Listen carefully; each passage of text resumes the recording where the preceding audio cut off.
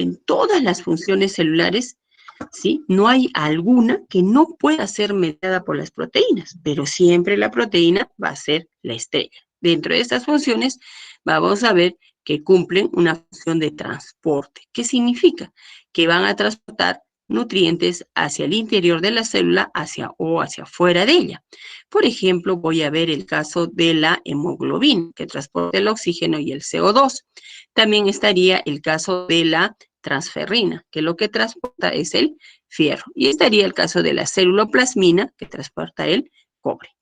Entonces, cuando yo estoy hablando de estas proteínas, yo veo que también me van a servir para ver el estado de una persona. Por ejemplo, si yo doso hemoglobina, yo voy a ver si los valores salen por debajo, yo diré que está con una anemia. Pero existen diferentes tipos de anemia. Vamos a ver la ferropénica, cuando falta fierro, y hay una anemia que se llama la megaloblástica, que es cuando falta la B12. Entonces, ¿cómo saber qué tipo de anemia tienen mis pacientes? Midiendo hemoglobina, transferrina y ferritina.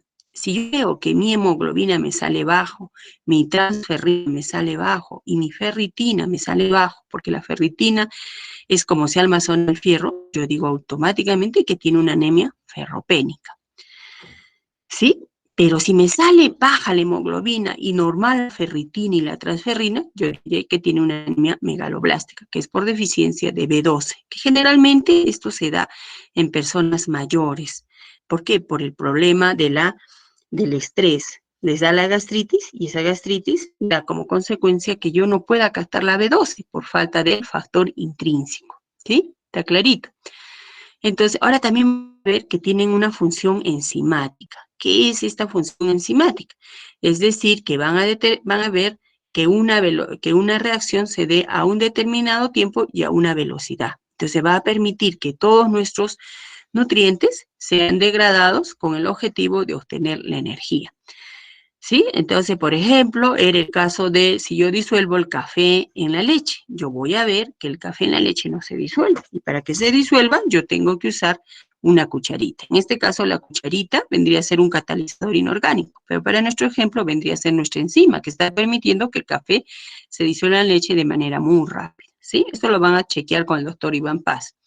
Ahora, nosotros vamos a hablar que también tienen una acción buffer o amortiguadora, es decir, que van a evitar los cambios bruscos de pH, es decir, van a evitar que haya la acidosis metabólica o la alcalosis metabólica. ¿Cuándo hay acidosis metabólica? En los diabéticos, por ejemplo. Voy a evitar que el pH descienda por debajo de 7,35 o suba por encima de los 7,45. Tiene una función estructural, es decir, van a formar parte de la membrana celular.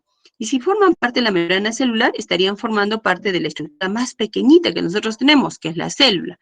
Muchas células que vienen a ser los tejidos y finalmente vienen a formar el órgano y el ser viviente. Tienen una función inmunológica. ¿A qué se refiere el término de la función inmunológica? Que nosotros vamos a ver, si nos ataca el coronavirus, lo que vamos a segregar son anticuerpos. Entonces ahí se dice que tengo la respuesta. El antígeno vendría a ser ¿quién? El coronavirus. ¿Y quién vendría a ser el anticuerpo? Las inmunoglobulinas. Por eso, y las inmunoglobulinas son de naturaleza proteica. Tienen una función hormonal. Por ejemplo, el caso de la insulina, que nos permite regular los niveles de glucosa en sangre. Si esto se eleva, decimos que hay una diabetes, ¿se dan cuenta? También participa en lo que es el crecimiento y proliferación celular. Es decir, recuerden que cuando comienzan a crecer las células o se proliferan, ya van a generar sistemas mucho más amplios. ¿Y cómo me puedo dar cuenta? Cuando, por ejemplo, hay el cáncer, se da una proliferación celular masiva. Por eso es que se produce el tumor o el bulto, ¿se dan cuenta? Ahora, tiene una función energética. Decimos que los seres vivos para poder vivir necesitan de energía. Esa energía está bajo la forma de ATP. ¿Cómo obtengo ese ATP? De la degradación de los nutrientes. Entonces, cuando la proteína, cuando un gramo de proteína se degrada, está generando 4 kilocalorías. ¿Sí? Entonces, yo digo 4 kilocalorías por mol de proteína. ¿Se dan cuenta? Pero también no solamente tiene funciones grandes, sino tiene funciones específicas, como por ejemplo participar en la contracción muscular, como la actina y la miosina. la coagulación sanguínea, que es como protombina y fibrinógeno. Entonces se dan cuenta que siempre la proteína va a cumplir todas las funciones que se dan en mi cuerpo, pero siempre tiene la función principal, nunca es telonera. O sea, por ejemplo, será enzima, pero jamás en la vida será coenzima. Es como cuando va a un espectáculo, nunca va a ser telonera, nunca, ¿sí? Siempre va a ser la estrella del espectáculo. Bien, vamos al siguiente y decimos, ¿cómo están constituidas estas proteínas? Las proteínas están constituidas por carbono, por hidrógeno, por oxígeno, por nitrógeno y azufre. ¿Qué debo recordar de acá? Que siempre se encuentra un 16% de nitrógeno. Siempre el nitrógeno está en un 16%. Los demás, el carbono que está en 50, el hidrógeno en 7, el oxígeno en 23 y el azufre en 3, puede variar, pero lo que siempre se mantiene constante es que tiene un 16% de nitrógeno. Como este valor es constante, entonces yo puedo dividir 100 entre 16 y me sale 6,25. Entonces, esta fórmula que me permite saber cuánto de proteínas hay en una muestra, viendo cuánto de nitrógeno hay, entonces yo lo multiplico por 6,25, que es el valor constante, que corresponde al 16% de nitrógeno, y podré saber cuánto de proteínas hay. Se me ocurre, por ejemplo, yo digo, tengo una muestra que tiene 1 gramo de nitrógeno. ¿Cuánto de proteína tendrá? Solamente multiplico 1 por 6,25 y nos saldrá 6,25 gramos. ¿Se dan cuenta? O sea, el valor de nitrógeno que me den, no multiplico por 6,25. Si yo me olvido ese valor de 6,25, yo que recuerdo, digo, 16% de nitrógeno, entonces divido 100 entre 16 y me sale los 6,25. Entonces decimos que las proteínas son macromoléculas de elevado peso molecular, ¿sí? Y que básicamente están constituidas por una unidad básica fundamental que vienen a ser los aminoácidos. ¿Qué son los aminoácidos? Digo que siempre van a tener un grupo alfa-amino y siempre van a tener un grupo alfa-carboxilo. ¿Por qué yo digo alfa-carboxilo? Porque este viene a ser el carbono alfa y este grupo alfa-carboxilo está unido al carbono alfa y este grupo amino está unido al carbono alfa. Por eso yo diré alfa-amino y alfa-carboxilo. Y el único diferente de un aminoácido con otro es el sustituyente de la cadena lateral R. Ahora, las proteínas están constituidas por más de 20 aminoácidos. Imagínense que un aminoácido pesa 100 gramos. Entonces, para que sea 100 daltos, para que una proteína sea considerada como tal, debe tener más de 50 aminoácidos. Entonces, imagínense como mínimo cuánto pesará una proteína, 5.000 daltos. ¿Sí? ¿Está comprendido hasta ahí? Chicos, ¿están comprendiendo? Sí, me se está entendiendo. Sí, doctora. Ya, entonces ahora yo digo, son macromoléculas de elevado peso molecular, ¿se dan cuenta? Pero yo veo que esta proteína no está lineal, sino que está compactándose para ocupar menos espacio. Entonces, ¿qué más veo? Veo que son enormes, ¿se dan cuenta? Tal como la estoy mirando en la figura. Pero lo que debe llamar la atención de acá es que siempre voy a tener un aminoácido que tiene un grupo carboxilo libre, y a veces lo conoceré como el aminoácido C-terminal. Y voy a ver que siempre hay un aminoácido que tiene un grupo alfa-amino libre, y a ese lo conocen como el aminoácido amino-terminal, ¿sí? Las proteínas nosotros las podemos clasificar por su naturaleza química en proteínas simples o proteínas conjugadas. Las simples son aquellas que solamente tienen aminoácidos, o sea, puro aminoácido. ¿Quién está? La albúmina, la globulina, el fibrinógeno, que son proteínas que se encuentran en la sangre en grandes cantidades. La miosina y la actina a nivel del músculo y el colágeno. El colágeno viene a ser la proteína más abundante del hombre. ¿Por qué será la más abundante? Porque está en nuestra piel y nosotros estamos constituidos por piel. Pero este colágeno, a medida que va envejeciendo, se va arrugando. O sea, a medida que va perdiendo su estructura, nuestra piel se va arrugando. En cambio, no la vamos a tener tan tersa como la tienen ustedes.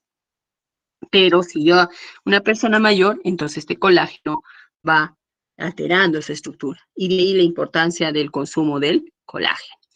Bien, pues vamos, pero solamente está hecha de ¿qué cosa? De aminoácidos. Mientras que las proteínas conjugadas son aquellas que, aparte de tener aminoácidos, que tienen grupos ya sea de naturaleza orgánica o inorgánica, que en muchos casos se les conoce como grupos prostéticos. Entonces pueden ser estos de naturaleza orgánica o inorgánica. Por ejemplo, dentro de la orgánica estarían lípidos. Entonces yo tengo una proteína unida a un lípido, se llamará una lipoproteína. O tengo o sea, un carbohidrato unido a una proteína, tendré una glucoproteína. Ahora, dentro de los inorgánicos podemos mencionar al fósforo. Si yo tengo que el fósforo se une a la proteína, será una fosfoproteína. ¿Se dan cuenta? Ahora, nosotros también las podemos clasificar por la forma que adoptan, es decir, pueden ser fibrosas, como por ejemplo el colágeno, o sea, una estructura lineal, o globulares, como la que tenemos en el fondo, el caso de la hemoglobina, cuando tienen una forma esférica. Entonces, fibrosa, una forma alargada, y globular, cuando tiene una forma esférica, como del fondo de esta figura. Ahora, por su función biológica, en enzimas, en proteínas de transporte, contráctiles y motiles, de defensa o inmunológicas, reguladoras, ¿sí? De nutrientes o hormonales, de acuerdo a la función que desempeña. Entonces, ahora decimos que la unidad básica o fundamental de las proteínas, ¿quién vienen a ser? Los aminoácidos. Y que cada uno se van a ir ligando y van a formar grandes cadenas polipeptídicas. Y a su vez van a formar las proteínas. Entonces, la unidad básica o fundamental de las proteínas, ¿quién vienen a ser? Los aminoácidos. Así como cuando nosotros decimos, ¿cuál vendría a ser la unidad básica o fundamental de una pared?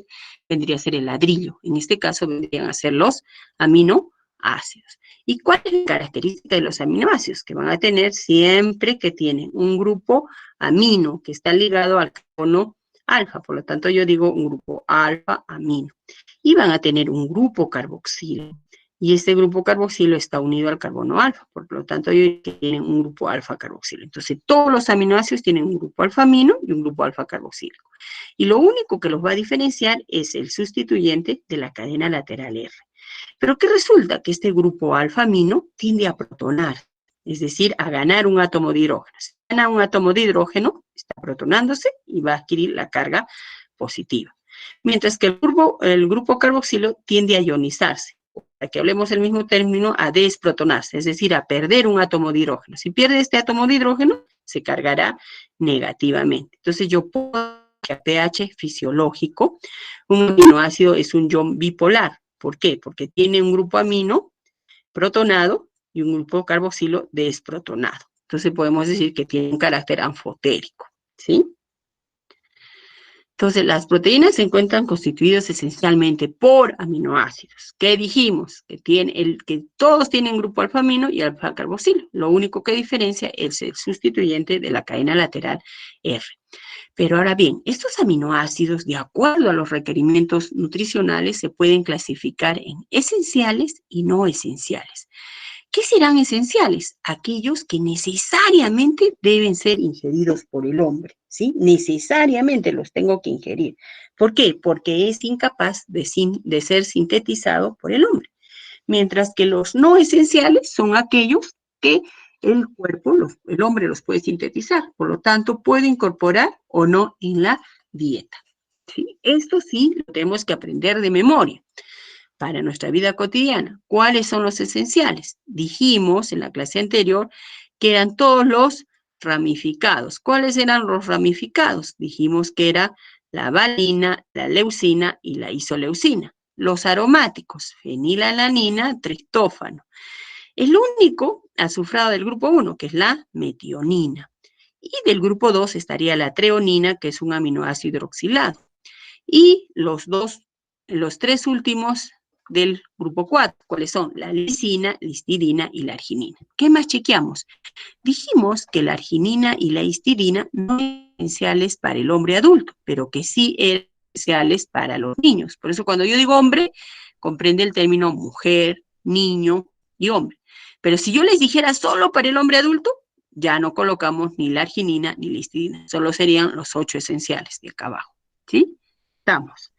Los no esenciales ni siquiera lo tocamos, solamente aprendemos los esenciales. Importante eso para toda nuestra vida cotidiana. ¿Por qué es importante?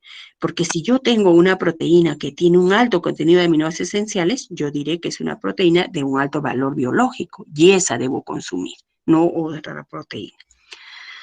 Bien, ahora, según el destino que pueden seguir, pueden ser glucogenéticos, que son aquellos que se convierten en glucosa, y cetogenéticos, los que se convierten en cuerpos cetónicos. Aminoácidos que son glucogenéticos exclusivos, como por ejemplo la alanina, la arginina. Pero hay otros que pueden ser glucogenéticos y cetogenéticos a la vez, como por ejemplo la tirosina. Pero hay algo que, eso ya lo van a aprender con la doctora Roxana, pero lo que quiero que aprendan conmigo es que, por ejemplo, los únicos que son cetogenéticos son la leucina y la lisina, ¿sí? Esto solo los estoy poniendo para que cuando hagan el capítulo de aminoácidos ya tengan una idea.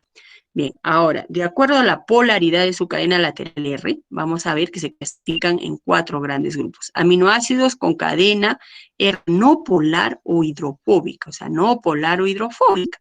Es decir, que no tienen carga en la cadena lateral R, no tienen carga y por lo tanto son poco solubles en el agua. ¿Qué me llama la atención? Veo que todos tienen su grupo alfa-amino y su grupo alfa-carboxilo, pero había una excepción. ¿Cuál era la excepción? ¿Cuál era la excepción? La prolina. Yo, chicos. Gracias, un amor, gracias. Veo que efectivamente la prolina pues no tiene un grupo alfa-amino, sino que tiene un grupo imino. Por lo tanto, en realidad vendría a ser un iminoácido. Bien, vamos con el primero. ¿Se acuerdan que nosotros decíamos que teníamos acá a la alanina, la leucina, la valine y la isoleucina eran los aminoácidos con cadena alifática. Veo que el caso de la alanina, su cadena lateral R es la metionina. Simple, y a esta metionina la puedo abreviar por ALA o simplemente una A. Luego tenemos los de cadena alifática pero ramificada, que vendría a ser la leucina, que simplemente le pongo leu o una L. Luego estaría la valina, que también es una cadena alifática ramificada, que sería val o simplemente una B. Y la isoleucina, que viene a ser el isómero de la leucina, que sería IL o simplemente una I. No es necesario aprender, chicos, la estructura química, solo tengo que saber quiénes son de cadena alifática. Ya sé que es la alanina, la leucina, la valina y la isoleucina. ¿Y quiénes son de cadena alifática ramificada? O sea, se les conoce comúnmente como aminoácidos ramificados. La leucina, la valina y la isoleucina. ¿Sí? Estamos. Ahora, venimos con los aromáticos. Sería la fenilalanina, simplemente a veces se le abrevia por fen, o simplemente una PH o solo una F.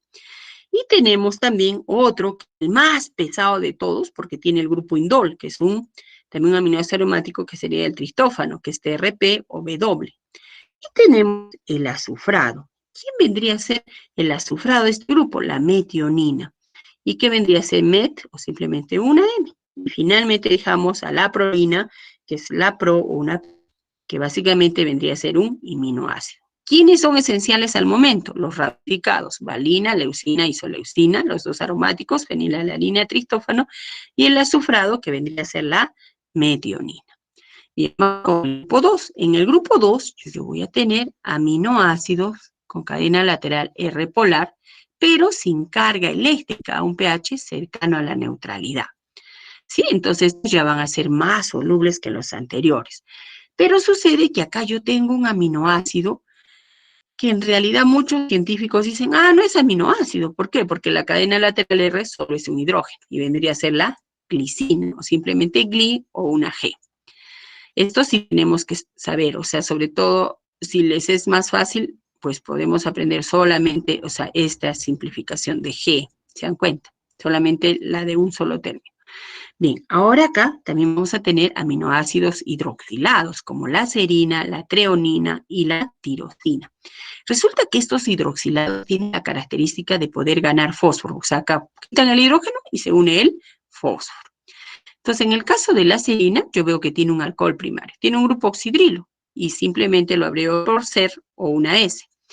Ahora, vamos a ver acá a la treonina, igual tiene su grupo oxidrilo, por eso digo que es hidroxilado. Entonces sería TRP o simplemente una T. Y la tirosina, que yo veo que también tiene su grupo hidroxilado, que sería TIR o J. Entonces, recordemos que esta tirosina solo se fosforila cuando, por ejemplo, hay un proceso oncológico. Entonces, si yo tengo muchas proteínas fosforiladas, yo puedo sospechar que hay un cáncer. Bien, vamos con el lado de este caso, vendría a ser la cisteína, que tiene este grupo sulfidrilo. Recuerden que este grupo sulfidrilo, cuando está a un pH altamente alcalino, puede perder su hidrógeno y por lo tanto se cargaría negativamente. Y además que este grupo sulfidrilo al perder sus hidrógenos puede formar puentes disulfuro con otro residuo de cisteína. Después tenemos la asparragina, que vendría a ser una amina del ácido aspartico, que simplemente lo abreviamos por ACN o N. La glutamina, que es otra amida del ácido glutámico, y simplemente lo abreviamos por esto. Lo abreviamos por GN o por la Q. ¿Quién de estos es esencial? La treonina. ¿Sí? Nada más. Vamos con el grupo 3. No, antes de irme al grupo 3, me olvidé decirles que había el aminoácido 21. ¿Cuál es el aminoácido 21? Es la selenocisteína. Esta selenocisteína que veo acá, agarra y veo que este grupo sulfidrilo que lo tienen acá ha sido reemplazado por el selenio. Y de ahí el nombre de selenocisteína, que se le conoce como el aminoácido 21. Ahora, ¿por qué es importante esta selenocisteína? Si nosotros recordamos, mucha gente ahora sube de un envejecimiento prematuro, de cáncer, enfermedades que antiguamente no se daban, porque vivimos muy estresados, tenemos una vida tremendamente estresada. Si ahora que todos estamos encerrados, todos están con un estrés, todos estamos de punta, entonces, ¿qué generamos? Radicales libres. Esos radicales libres pues son componentes químicos que generan un envejecimiento prematuro de la célula. ¿Cómo lo combato? Con el selenio, que es un antioxidante. Igual que el selenio estaría la vitamina C y la vitamina E. Por eso es la terapia de vanguardia.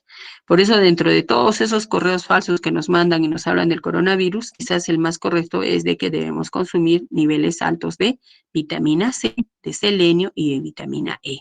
¿Sí? Estamos. Entonces, ¿cómo que debemos de consumir ahora? Naranja, mandarina, fresa y la papa con cáscara, pero siempre y cuando que esté bien lavada porque contienen alto contenido de vitamina C. Ya, si no me gusta nada de eso, me tomo mi pastillita de vitamina C. Bien, y también la idea sería tomar selenio y tomar vitamina E, ¿sí? Así es que seguimos. Vamos con el grupo 3. En el grupo 3 están los aminoácidos con cadena R polar cargada negativamente a un pH cercano a la neutralidad.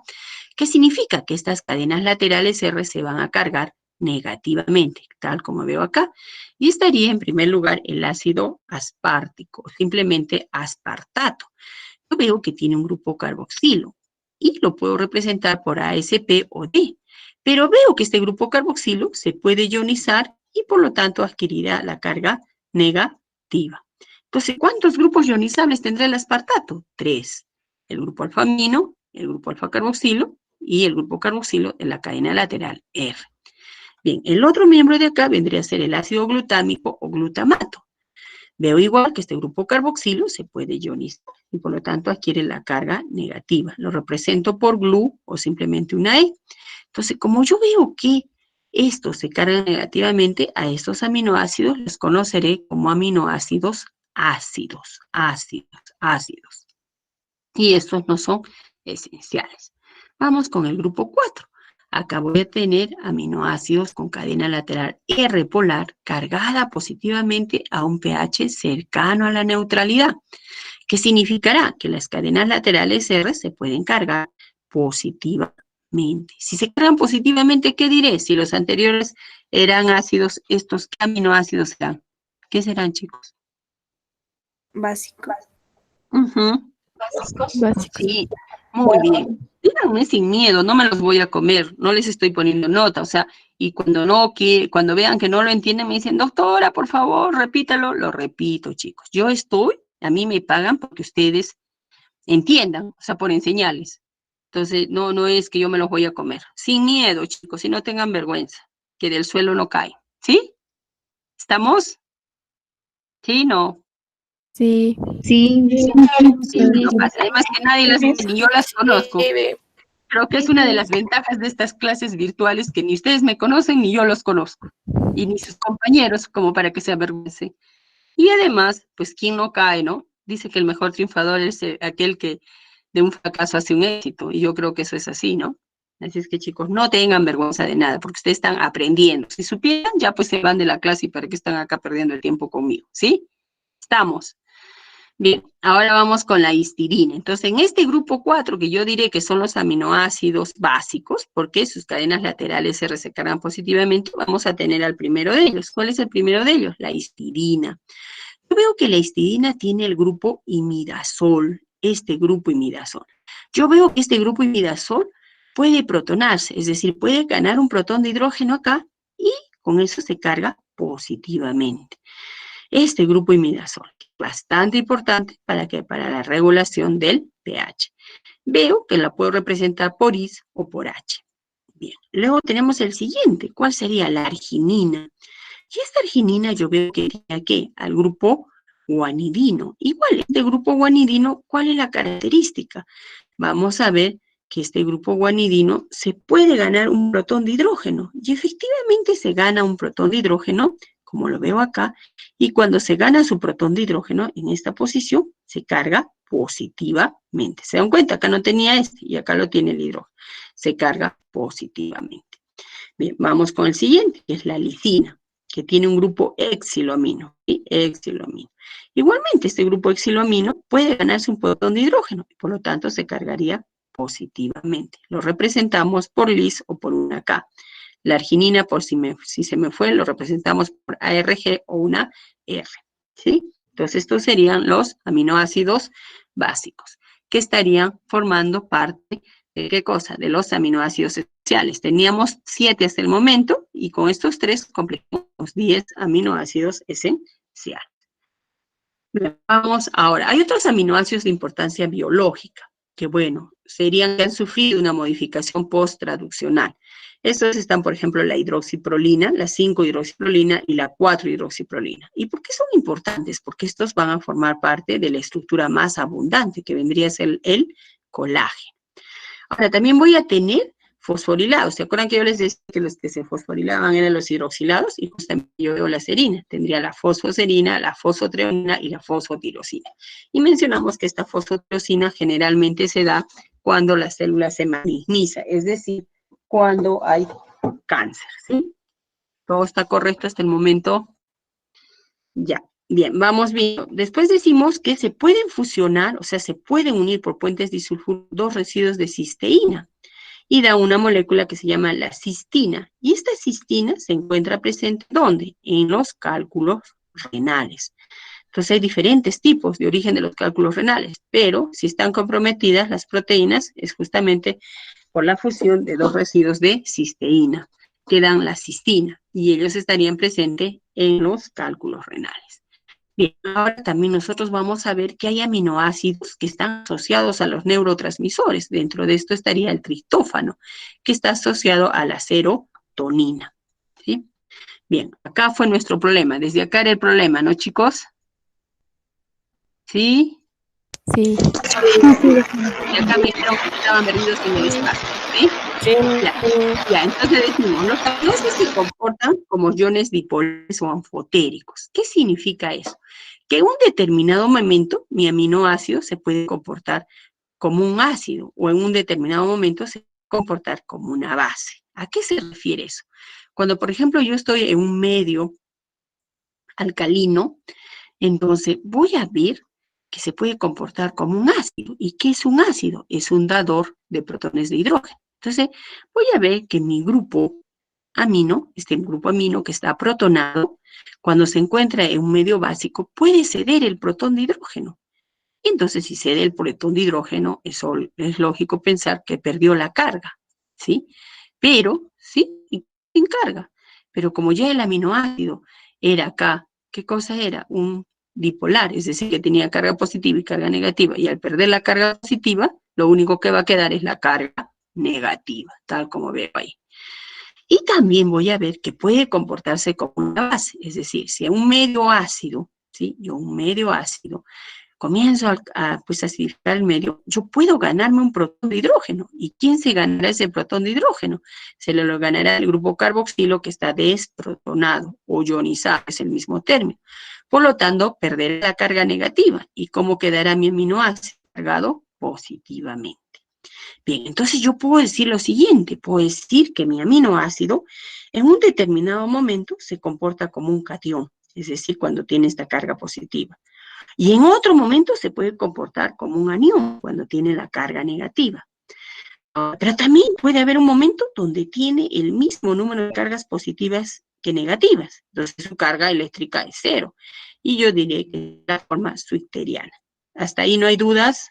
¿Hay dudas? No hay dudas. Chicos, ¿está ok? No hay duda, Miss. Está claro. Ya. Entonces decimos que los aminoácidos en un momento se comportan como un catión. Ya olvídense, aunque sea de la base, se comportan como un catión. Y en otro momento se comportan como un anión. Es decir, en un momento tienen carga positiva, en otro momento tienen carga negativa. Y en un momento tienen una carga eléctrica 0. Perfecto, estamos ahí. Entonces, ¿qué decimos? Decimos, ya, pues mi aminoácido en un determinado momento solo tendrá carga positiva, solamente su carga positiva. Cuando tiene su carga positiva, yo digo que es un catión. Pero yo comienzo a incrementar el pH. Estoy por un valor de pH inferior a 2,4. Y comienzo a incrementar el pH. Entonces, para incrementar el pH, ¿qué estoy agregando? Un alcali, grupos oxidrilos. Entonces, como mi aminoácido por sí tiene esa naturaleza de evitar el cambio brusco de pH, agarra y tiene que capturar estos hidrógenos, o sea, tiene que tratar de bloquear. Y para bloquearlos, ¿qué hace? Comienza este grupo carboxilo, se hidroxila. Entonces, pierde este hidrógeno que va a neutralizar a este oxidrilo. Y entonces, pues, al perderlo, este grupo carboxilo queda cargado negativamente. Entonces, se dan cuenta. Entonces, ahora, ¿qué es lo que tengo? Tengo un aminoácido que ya tiene una carga positiva y una carga negativa. O sea que su carga eléctrica es 0. Entonces, será la forma zwitteriana. Sigo incrementando el pH, para lo cual sigo agregando grupos oxidrilos. Pero ya estoy en un valor alto. Entonces, ¿qué pasa? El grupo amino se desprotona para bloquear esto. Y entonces, al desprotonarse, pierde. Y está acá está el hidrógeno, no pierde. Y entonces, pues yo voy a tener que también perdió su carga y tengo el aminoácido cargado negativamente. ¿Se dan cuenta? ¿Y cuándo sucedió esto? En pH superiores a 9,6. Entonces yo digo, quiero saber cuándo, en qué pH está la forma zwitteriana. Entonces, para saber en qué pH está la forma zwitteriana, la forma eléctricamente neutra, yo sumo los dos pK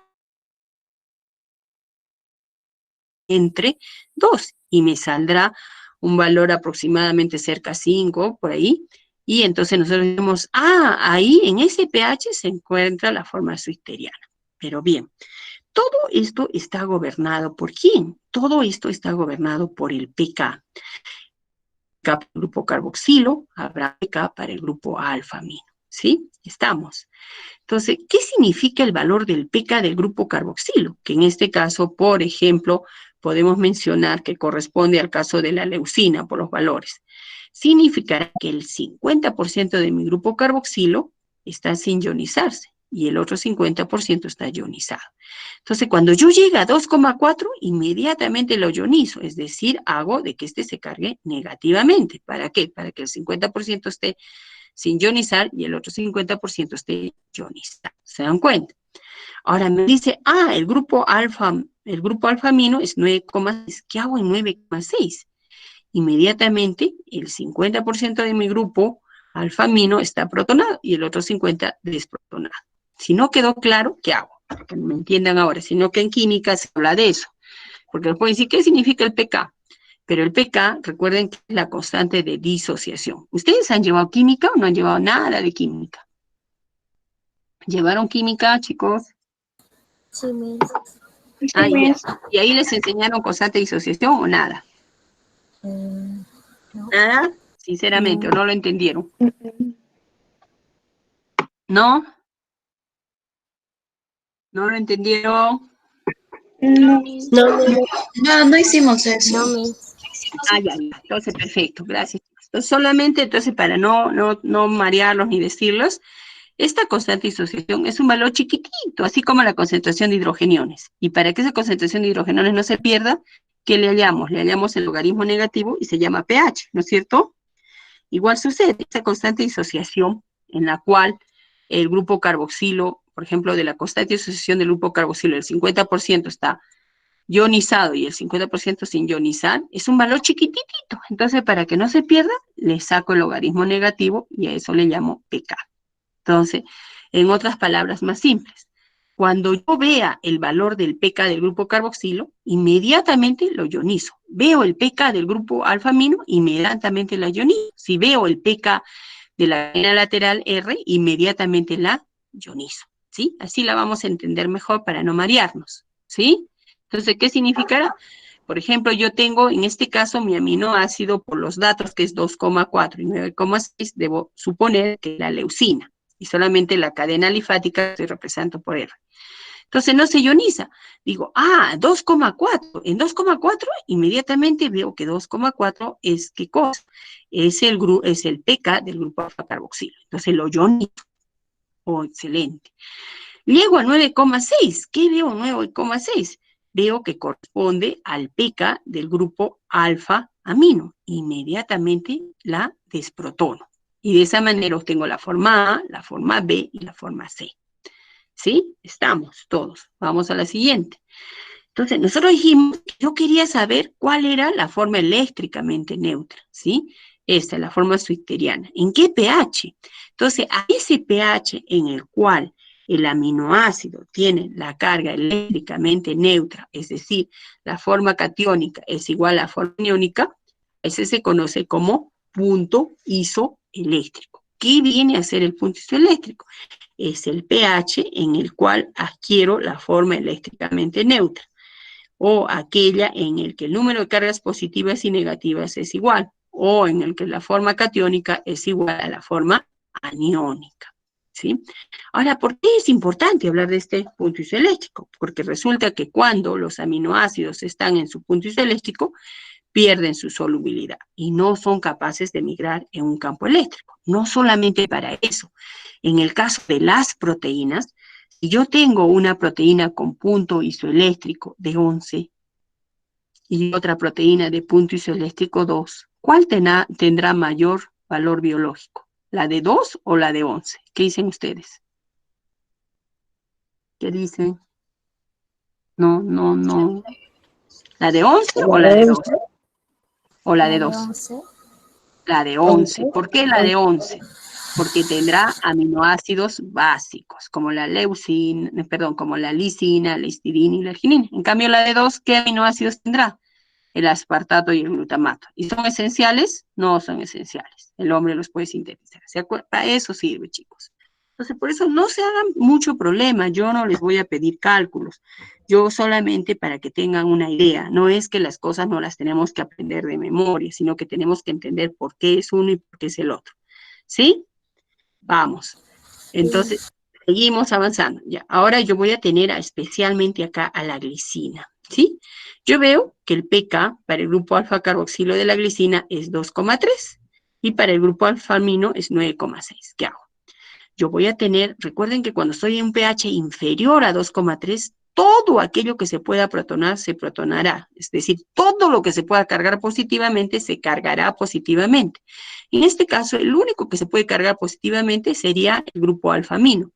Pero si yo acá tendría el exiloamino, ¿se cargaría o no? Sí, se cargaría positivamente. Pero acá solo tenemos este. Entonces, yo voy a tener una carga positiva y esta vendría a ser la forma A. Comienzo a incrementar el pH, ¿sí? Comienzo a incrementar el pH y ya llego a 2,3. ¿Qué hago en 2,3? Yo veo que es el pK de quién, del grupo alfa carboxilo. Yo lo ionizo, entonces adquiero una carga negativa. Tengo uno positivo, uno negativo, mi carga eléctrica neta será 0 y será la forma subteriana. Comienzo a incrementar el pH y llego a 9,6. ¿Y qué es 9,6? Es el pK del grupo exiloamino. Lo desprotono, inmediatamente lo desprotono. Entonces ahora, ¿cuál será mi carga? Al desprotonarse, perdió la carga positiva. ¿Cuál será mi carga eléctrica neta? 1 negativo. Y esta será la forma aniónica. ¿Cómo calculo el pH? El punto isoeléctrico. 2,3 más 9,6 entre 2 nos sale 5,95. ¿Cómo hago para calcular el punto isoeléctrico? Veo con cuál he adquirido la forma eléctricamente neutra, con 2,3, más el pK que sigue, 9,6 entre 2. Si nosotros hacemos la curva de titulación, ¿qué voy a ver? Voy a ver que comienzo a incrementar el pH, pero tengo 2 puntos de inflexión. Y esos 2 puntos de inflexión donde por más que aumente, no sube el pH, voy a ver que justamente es en la zona del pK, del grupo alfa-carboxilo, que es 2,3.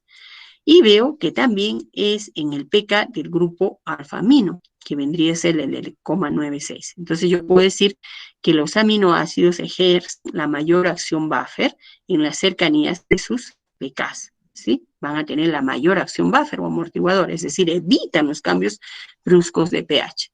Ahora, ¿qué más veo? Que si sumo estos dos pKs y los divido entre 2, voy a obtener el punto isoeléctrico, que es 5,95. Entonces acá en 5,95 será la forma zwitteriana, donde el pH sube abruptamente, porque no hay quien diga ya no subas más, ¿sí? En cambio acá amortigua ¿quién? El grupo carboxilo, y acá amortigua el grupo amino. ¿Se dan cuenta? Esa es la idea. Por si acaso, acá Doctora, también, ¿sí? una Dime, consulta. dime, reina. O sea, la forma zwitteriana se da exactamente en el punto isoeléctrico. Sí, exactamente, corresponde al punto isoeléctrico. O sea, el pH en el cual yo he adquirido la forma zwitteriana, a ese le doy el nombre de punto isoeléctrico. ¿Sí? Ya, gracias, doctora. ¿Está clarito? ¿Dudas?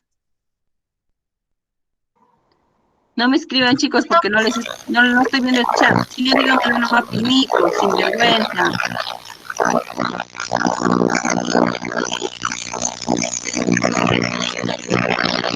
No se escucha, es todo un ruido. ¿Sí? ¿Estamos bien? Está claro, mi sí, está claro. Sí, está claro. Ya. ¿Y qué pasó a su compañero? ¿Se perdió? ¿Ya no vino? No lo escucho. ¿Nos ha abandonado? Roberto. ¿Roberto nos ha abandonado o solo ha puesto a su perro? No, no.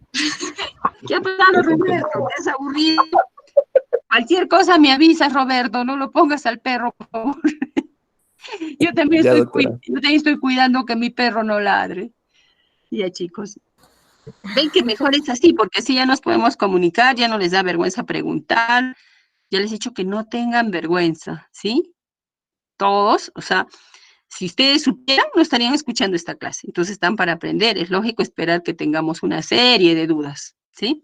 Bien, ahora vamos a ver la lisina, ¿ya? Vamos a calcular el punto isoeléctrico de la lisina. Se acuerdan que la lisina tenía 3 grupos ionizables. Uno es el grupo alfa-carboxilo, el grupo alfa-amino y el grupo exilo-amino. ¿Se dan cuenta? Acá está. Entonces, voy a tener ¿cuántos pKs? Debo tener 3 pKs. Uno para el grupo alfa-carboxilo, que es 2,2. Voy a tener para el grupo alfa-amino, que es 9, y para el grupo exilo-amino, que es de 10,5. Bien, cuando nosotros estamos por debajo de 2,2, tal como ven acá, ¿qué va a pasar? Va a predominar la forma A, es decir, que en la forma A todo lo que se pueda protonar se protona. Se protona el grupo alfa-amino y el grupo exilo-amino. Están cargados positivamente.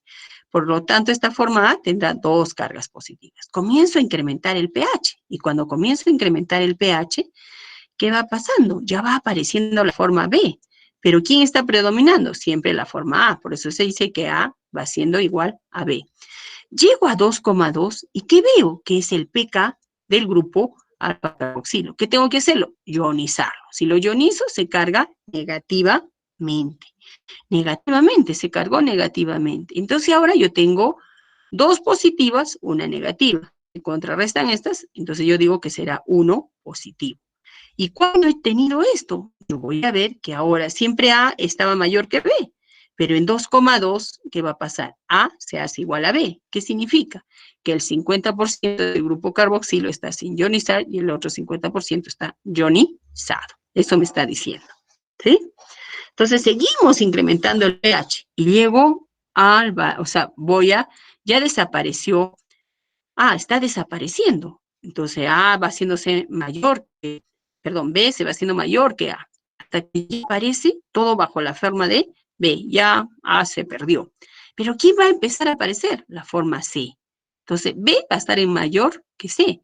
Pero en C, cuando yo voy a ver en C, ¿qué estoy viendo? Que ya estoy llegando a un valor de 9, cercano a 9. Entonces llego a 9.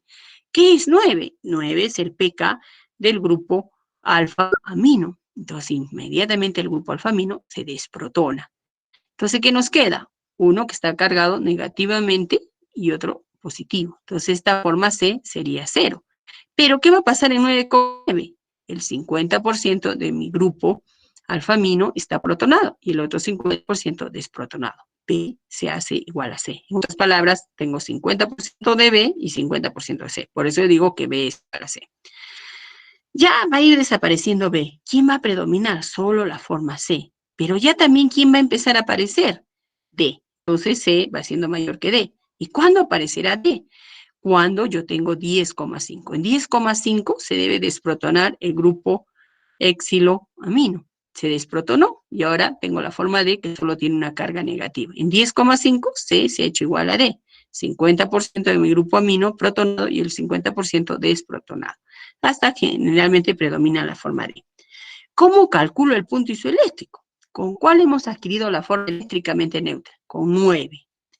Más el que sigue, 10,5. Entre 2 nos sale 9,75.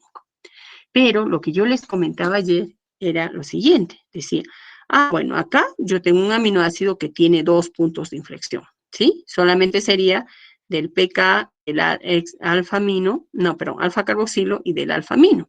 Pero, ¿qué pasaría si yo tuviera 3 grupos de ionización, como en el caso de la listina? ¿Cuántos puntos de inflexión tendría? 2 o tendría 3.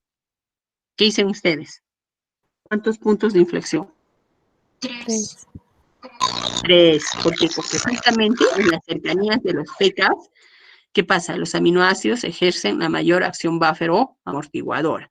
Por ejemplo, para el caso de la lisina, yo veo que la lisina, perdón, de la histidina, chicos, perdón, histidina. ¿Qué veo en la histidina? Veo que también tiene 3 grupos ionizables, el grupo alfa-carboxilo, el grupo alfa-amino y el grupo, o sea, en este caso vendría a ser el grupo imidazol, ¿sí? Entonces, al comienzo, todos los que se puedan protonar se protonaron y veo que mi grupo alfa-amino se ha cargado positivamente, el imidazol también se ha cargado positivamente. Entonces, pues estoy por debajo de 1,8. Cuando yo llegue a 1,8, inmediatamente mi grupo carboxilo se va a ionizar. ¿Qué más? Sigo incrementando el pH y llego a un valor de 6. En el grupo, cuando está en 6, inmediatamente mi grupo imidazol se desprotona. Llego a 9,2, inmediatamente mi grupo alfa-amino se desprotona. Y ahí voy a adquirir. Si yo veo, ¿dónde he adquirido la forma eléctricamente neutra? ¿Con qué pH? Con 6. 6 más el que sigue, 9,2 entre 2, entonces estaríamos teniendo el punto isoeléctrico de la histidina. Pero ¿por qué yo pongo acá la curva de calibración, perdón, la curva de titulación? Porque si ustedes ven, yo voy aumentando el pH y veo que justamente por más que aumente pH, en base, no sube el pH en 1,8, que justamente es el valor del punto del pK del grupo alfa carboxilo. Sigo incrementando el pH y subió abruptamente, pero llego en 9,6, que veo que coincide con el pK del imidazol, no sube el pH. Luego sube rápidamente y veo que también en el grupo alfa-amino tampoco sube. Entonces yo digo, pucha, justo en las cercanías de los pKs voy a ver que los aminoácidos ejercen la mayor acción buffer. Entonces yo voy a ver que la histidina, ¿dónde va a ejercer la mayor acción buffer? En 1,8, en 6 y en 9,2. Entonces, por eso yo digo que la histidina es la que cumple la mayor acción buffer o amortiguadora, porque 6 está muy cercano a 7, o sea, al pH fisiológico, que está en 7,35, en 7,35 a 7,45. Entonces, por eso, este grupo imidazol ejercerá la mayor acción buffer o amortiguador, es decir, evitará los cambios bruscos de pH, ¿sí? ¿Estamos? Y justamente decimos, los aminoácidos tienen una acción amortiguadora, evitan los cambios bruscos de pH. Y justamente viene a ser, ¿quién? La histidina. Pero este residuo de histidina, que está formando parte de las proteínas que tienen la mayor acción buffer, lo hace a través de su grupo imidazol. Yo veo que su grupo imidazol está protonado. Pero, ¿qué sucede cuando yo quiero alcalinizar? Es decir, cuando se produce una alcalosis metabólica. Inmediatamente, ¿qué hace este residuo de histidina? A través de su grupo imidazol comienza a ceder protones. Y entonces, a estos hidrogeniones evita que suba el pH, que se produzca la alquilosis. ¿Por qué? Porque lo bloquea y lo convierte en agua. Y entonces el grupo imidazol de estar protonado se convierte en un desprotonado. ¿Qué pasa, por ejemplo, si nosotros queremos acidificar una acidosis metabólica, como en el caso de la diabetes? Inmediatamente este grupo imidazol comienza a capturar los protones de hidrógeno y evita que el pH descienda y se protona. ¿Se dan cuenta? De esa manera, porque justamente el pK de este grupo imidazol es de 6 y está cercano al pH fisiológico. Por eso ejercerá la mayor acción buffer o amortiguador. Entonces decimos que la histidina es la que tiene la mayor acción buffer o amortiguadora en el caso de los aminoácidos y de las proteínas. O sea, todas aquellas proteínas que tengan residuos de histidina serán las que ejercerán la mayor acción buffer o amortiguadora o tampón, es decir, que van a evitar los cambios bruscos de pH. ¿Hasta ahí va todo claro? Sí, Sí, gracias. Gracias, Roberto, ¿no? Roberto, sí, hijo. doctora. Sí, Gracias, doctora. Roberto, eres un amor. Gracias, hijito. Ya, seguimos, chicos. Ahora, ¿se acuerdan que yo les dejé de tarea calcular el punto isoeléctrico de los 20 aminoácidos? Si tienen mucho trabajo, ya no lo hagan, chicos, ¿sí? Si tienen trabajo para no estresarse, lo van haciendo. Ya, decimos ahora, ¿qué pasa? Decíamos que los aminoácidos tenían por lo menos un carbono asimétrico. Por lo menos. ¿Quién es el único que no tendría carbono asimétrico? Si ustedes recuerdan. Vendría a ser ¿quién? La glicina, porque tiene dos hidrógenos nada más, ¿sí? Es el único que no tiene un carbono asimétrico, pero todos tienen carbono asimétrico. ¿Cuándo digo que tienen un carbono asimétrico? Cuando tienen sustituyentes diferentes, tal como lo vemos acá. Pero en el caso de la glicina, ¿se acuerdan que este es un hidrógeno? Entonces, no vendría a ser un carbono asimétrico. Todos tienen por lo menos un carbono asimétrico, con excepción de la glicina. Entonces, como tienen por lo menos un carbono asimétrico, nosotros vamos a ver que estos aminoácidos pueden desviar el plano de la luz polarizada hacia la derecha, y yo diré que son destrógiros, o hacia la izquierda, y diré que son levógiros. Pero, aparte de esto, ¿qué va a pasar? Voy a ver que este carbono asimétrico puede tener otro tipo de disposición. ¿Cuál es esa? Que este grupo amino esté hacia la derecha, y yo diré que es un D-aminoácido. O puede estar este grupo amino hacia la izquierda y diré que es un L-aminoácido. Generalmente en el hombre predominan los L-aminoácidos, mientras que en los vegetales los D-aminoácidos, ¿sí? Entonces, ahora, como tienen este carbono asimétrico, también podemos hablar de lo que vendría la estereoisomería, es decir, que ellos pueden, uno es imagen del otro, o sea, mi mano derecha es la imagen de mi mano izquierda, pero jamás en la vida la puedo sobreponer, ¿sí? Entonces se dice que pueden formar ese tipo de isómeros. Bien, ahora vamos a ver que también los aminoácidos tienen una reacción que los permite identificar. ¿Cuál es esta? La reacción de la ninhidrina. ¿Qué significa? Que si a un aminoácido yo lo trabajo con la ninhidrina, este aminoácido va a formar un complejo de color violeta o púrpura.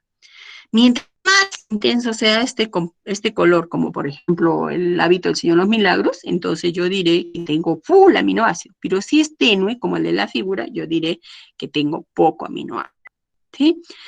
Entonces, pero hay alguien que no lo va a dar. ¿Cuál será? El que no tenga el grupo amino, porque yo lo que veo es que, miren, acá la ninhidrina, ¿qué está haciendo? Está haciendo que mi aminoácido pierda su grupo amino y pierda su grupo carboxilo, que se va como CO2.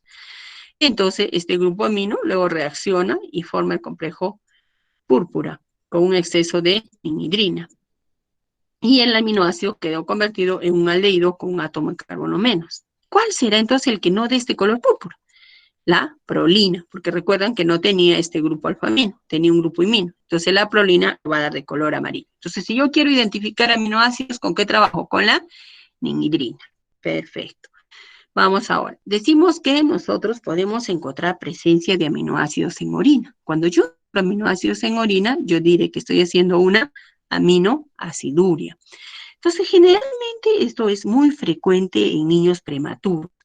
¿Y por qué se da? Por una mayor formación de aminoácidos, o sea, hay una mayor sobreproducción, o por una menor reabsorción tubular renal de aminoácidos. Las más frecuentes serían la fenilcetonuria, la cistinuria, el síndrome de Fanconi y la enfermedad de Hartmann, ¿sí? Entonces, en condiciones normales no encontramos aminoácidos, pero cuando hay ciertas patologías podemos encontrar presencia de aminoácidos en orina y los llamamos como aminoaciduria. Bien, pasamos al siguiente. Bien, estos aminoácidos, que son la unidad básica o fundamental de las proteínas, para formar las proteínas se tienen que unir. ¿Y se unen a través de qué? Del enlace peptídico. ¿Cómo se establece este enlace peptídico? Que es un enlace covalente. Se establece entre el grupo carboxilo de un aminoácido y el grupo amino del siguiente aminoácido. Entonces, como se van a fusionar, van a dar origen a que se pierda tanto este grupo oxidrilo, el grupo carboxilo, como el protón de hidrógeno del grupo amino, entonces se va a perder como agua, y los demás forman el enlace peptídico, que es bastante fuerte, es como un enlace covalente. Entonces yo voy a tener, por ejemplo, acá la metionina, que se va a unir por este enlace peptídico con el aspartato, y el aspartato a su vez se une por este enlace peptídico con la leucina, y la leucina a través del enlace peptídico se une con la tirosina. ¿Pero qué me llama la atención de este péptido? Que yo veo que, por ejemplo, este aminoácido tiene un grupo alfa-amino libre. Y a este aminoácido que tiene el grupo alfa-amino libre lo conozco como el aminoácido N-terminal, que en este caso vendría a ser la metionina. Y veo que tiene un grupo alfa-carboxilo libre, que en este caso vendría a ser la tirosina, y vendría a ser el aminoácido C-terminal. Entonces, si este aminoácido es el que tiene el grupo alfa-amino libre, entonces, ¿cuál será el aminoácido N-terminal? ¿Cuál será, chicos?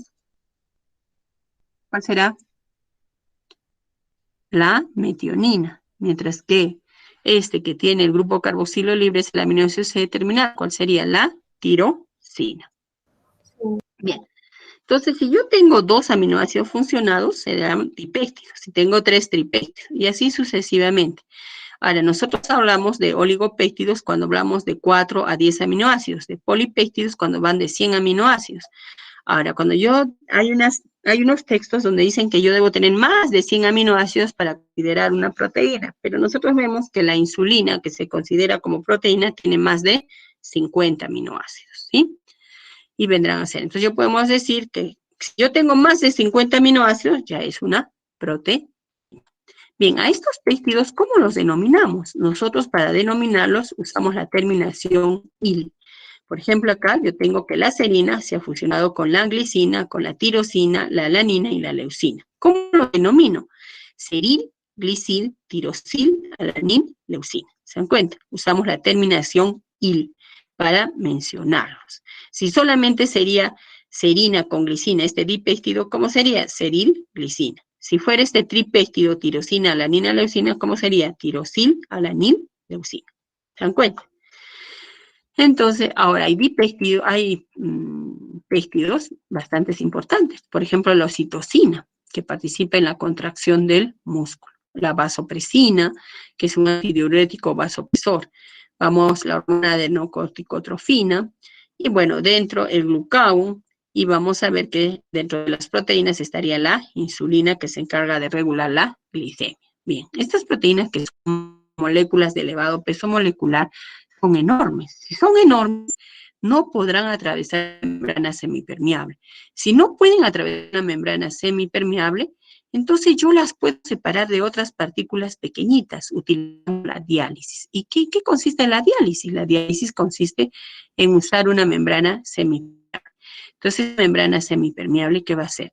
Va a dejar pasar todas las partículas pequeñitas y las únicas que se van a quedar retenidas acá vendrían a ser las partículas enormes, porque no pueden atravesar esta membrana semipermeable. Aprovechando esta propiedad, yo puedo trabajar con una bolsita de diálisis. Esta bolsita de diálisis está constituida de esta membrana semipermeable. Entonces, yo voy a poner acá las proteínas mezcladas con otras partículas pequeñitas. Entonces, todas las partículas pequeñitas van a difundir hacia el exterior, que está contenido acá en el exterior. Yo puedo tener un buffer o puedo tener agua, y van a salir, y las únicas que quedarán en el interior de la bolsita serán las proteínas, porque no pueden atravesar las membranas semipermeables. Entonces, ¿descansamos, chicos, o sigo? ¿Qué dicen? 2 minutos. 2 minutos o cuánto? Díganme con confianza. 2 minutos, Miss. Ya, ¿qué hora tienen? 2 minutos. ¿Qué hora tienen, chicos? 9:34. Sí, 9:34, Miss. Ya, entonces retomamos 9:36. ¿Sí?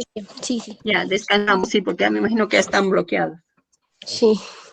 Ya, Doctora, ya. yo tengo una consulta, por favor. Dime lo que quieras, reina.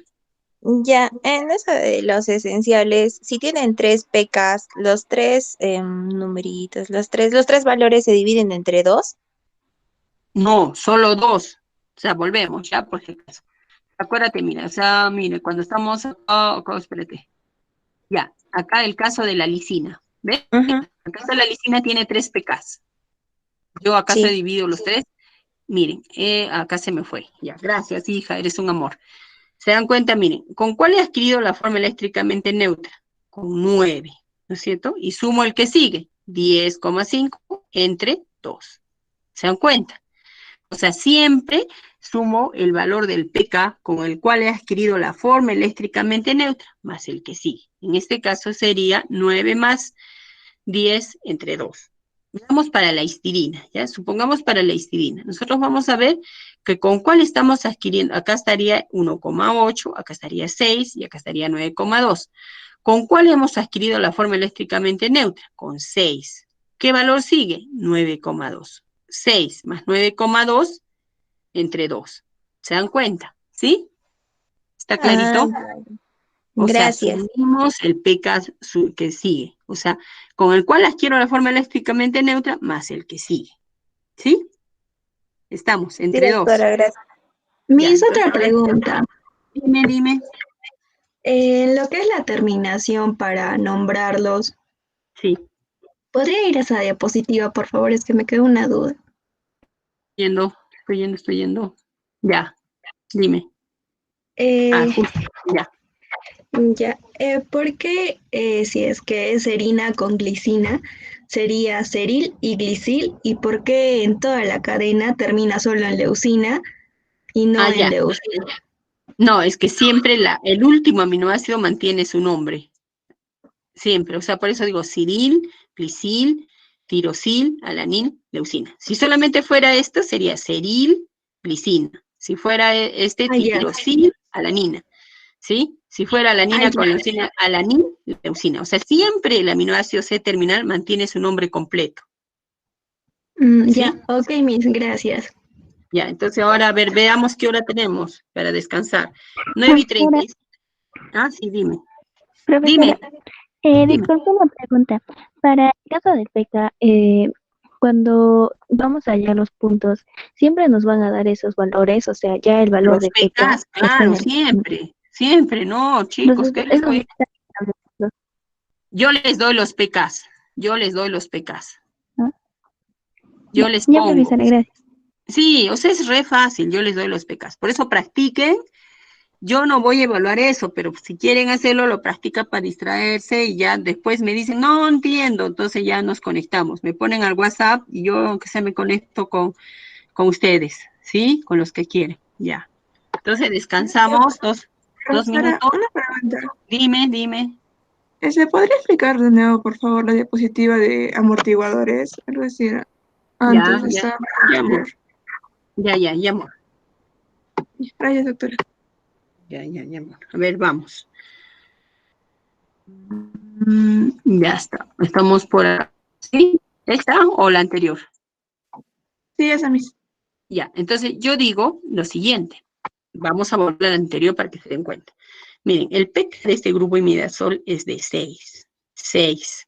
Entonces, nosotros decimos que los aminoácidos ejercen su mayor acción buffer o amortiguadora en las cercanías de sus pKs. Y yo veo que este valor es muy cercano a ¿qué valor? al valor del pH fisiológico. Por lo tanto, ¿quién ejercerá la mayor acción buffer o amortiguadora?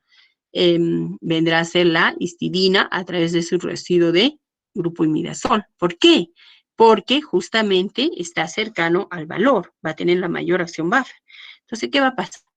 Si nosotros, por ejemplo, queremos alcalinizar el medio, por ejemplo, estamos en un problema de alcalosis metabólica, ¿quién va a contrarrestar esta cantidad de oxidrilos? Justamente el protón de hidrógeno de imidazol, porque inmediatamente este grupo imidazol se desprotona, ¿sí? Se desprotona, pierde el hidrógeno, y este hidrógeno se va acá y lo contrarresta este grupo oxidrilo y forma el agua, y el pH ya no sube tanto. Pero a la inversa, por ejemplo, se acidifica el medio, como una acidosis metabólica como la de la diabetes, tengo gran cantidad de hidrogeniones. Entonces, estos hidrogeniones, ¿qué son? Son ganados por el grupo imidazol. Inmediatamente el grupo imidazol se protona y se carga positivamente. Es decir, que este grupo imidazol trata de todas maneras de bloquear los cambios bruscos de pH. Si lo alcalinizo, lo neutraliza, es decir, se desprotona. Pero al contrario, si lo acidifico, ¿qué hace? Se protona. ¿Estamos con la idea? ¿Está clara? ¿Está clara o...? Sí, ¿Sí? gracias. Ya. Chicos, entonces, ¿descansamos o seguimos? Sigo. Díganme, son 9:40. 9:42, Miss, por favor. Ya, reina, 9:42. Ya, chicos, descansen.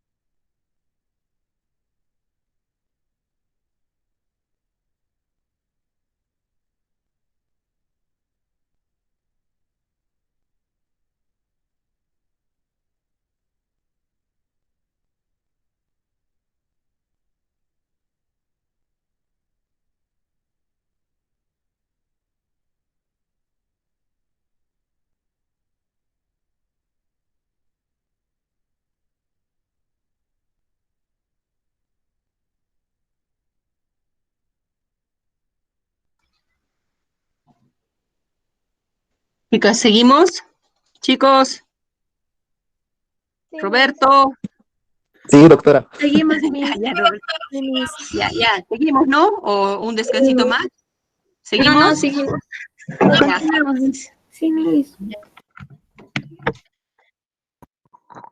¿Se acuerdan que nos quedamos diciendo que las proteínas no podían atravesar las membranas semipermeables? Sí. No podían, ¿no es cierto? Uy, espérense, vamos a activar dónde está el micro, perdón, el puntero. Ya, ¿sí? Tanto, yo podía separarlos de otras partículas y esas partículas que no podían ir fácilmente de las membranas impermeables.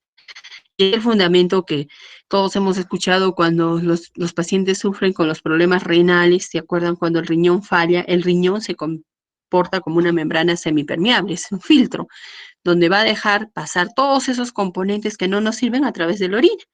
Y los que sirven los reabsorbe. Entonces las proteínas no pueden pasar por esas membranas semipermeables. Por eso es que jamás en la vida vamos a encontrar proteínas en orina, si no estarían haciendo una proteinuria. ¿Y cuándo va a haber esa proteinuria? Cuando, por ejemplo, hay una insuficiencia renal o bien una infección urinaria severa. Ahora, si nosotros encontramos sangre, presencia de sangre en orina, entonces diremos que hay un cálculo renal, ¿sí? Bien, entonces, como es el mismo fundamento, entonces yo puedo trabajar con una bolsita de diálisis. Esta bolsita de diálisis va a estar constituida por una membrana semipermeable. En el interior voy a colocar proteínas con otros componentes y voy a colocarlo en una cubeta que va a tener una solución dializante, que puede ser A o BAFA. Entonces, ¿qué va a pasar? Vamos a ver que con el tiempo todas las partículas pequeñitas van a salir, van a difundir por la membrana semipermeable. Y en el interior, ¿qué solo va a quedar? Proteínas. Pero si yo hago esto, ¿qué pasaría? Se podría dar el fenómeno de la ósmosis. ¿Cuál es? Que de mayor concentración vaya hacia la menor concentración. O sea que las partículas pequeñitas volverían a retornar al circuito de diálisis. Para evitar eso, tengo que ir cambiando constantemente el agua, ¿sí? Para evitar el fenómeno de ósmosis.